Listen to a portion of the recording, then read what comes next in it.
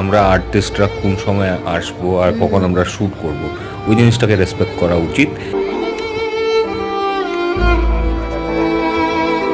রাহুলের সঙ্গে তালসারিতে শুটিং করছিলেন শ্বেতা ও সিদ্ধার্থ। এই পরিস্থিতিতে তারা কেমন আছেন, কেনই বা তারা মুখ খুলছেন না? গুঞ্জন তো এমনও রয়েছে, রাহুলকে মেরে ফেলে এখন পাগল হয়ে গিয়েছে শ্বেতা, চলছে তাদের চিকিৎসা। হ্যাঁ ভিউয়ার্স, তালসারিতে রাহুল অরুণোদয় বন্দ্যোপাধ্যায়ের আকস্মিক মৃত্যুকে কেন্দ্র করে তৈরি হয়েছে নানান ধোঁয়াশা। আমিও মরেছি, আমি ঠিক আছি। রাহুল দাকে দেখো না, রাহুল ঠিক আছে তো, আমাকে যেতে দিচ্ছে না। ময়না তদন্তের প্রাথমিক রিপোর্টে বলা হয়েছে যে জলে ডুবেই মৃত্যু হয় অভিনেতার।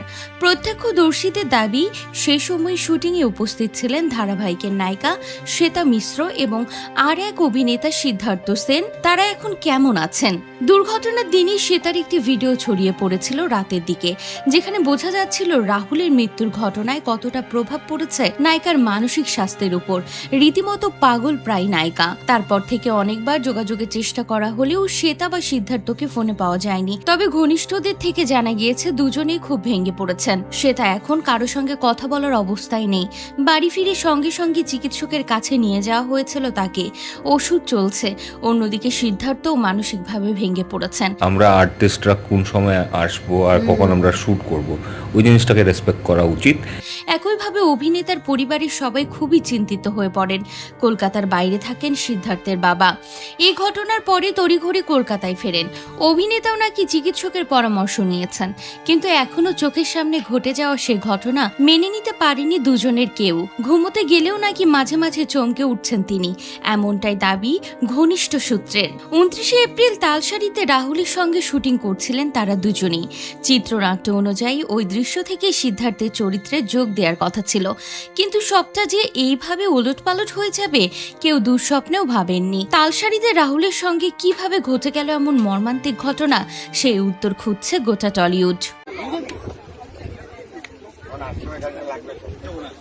একাধিক বিভ্রান্তিকর বিবৃতি, প্রোডাকশন ইউনিটের সদস্যদের বয়ানে অসঙ্গতিতে অভিনেতার মৃত্যুর কারণ ঘিরে ধোঁয়াশা তৈরি হয়েছিল।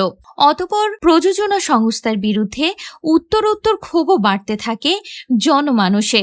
ইন্ডাস্ট্রির তরফেও পূর্ণাঙ্গ তদন্তের দাবি জানিয়ে সরব হয়েছে আর্টিস্ট ফোরাম। বিতর্কের আবহে তদন্তে স্বচ্ছতা বজায় রাখতে এবার দীর্ঘ বিবৃতি জারি করল ম্যাজিক মোমেন্টস মোশন পিকচার্স। ঘটনার সময় ঠিক কি ঘটেছিল?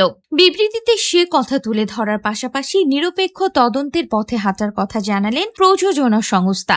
বিবৃতিতে উল্লেখ, সহকর্মী রাহুল অরুণোদয় বন্দ্যোপাধ্যায়ের অকাল প্রয়াণে গভীরভাবে শোকাহত টিমের সকল শিল্পী এবং সদস্যরা। এদিন শুটে ঠিক কি ঘটেছিল তা সঠিকভাবে জানার জন্য ইতিমধ্যে শিল্পী ও কলাকুশলীদের সাথে কথা বলা শুরু করেছে আমরা।